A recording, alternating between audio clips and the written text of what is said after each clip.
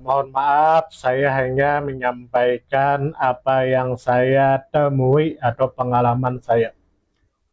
Memang di kitab-kitab bahasa Arab yang dikarang oleh orang Indonesia atau ustadz-ustadz di Indonesia itu menggunakan kata kum atau antum untuk sebuah penghormatan. Secara normalnya masmuk, siapa namamu.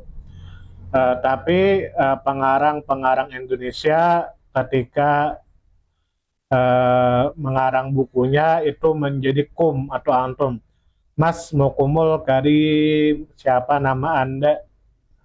Mas Mukumul Karim, siapa nama Anda? Cuman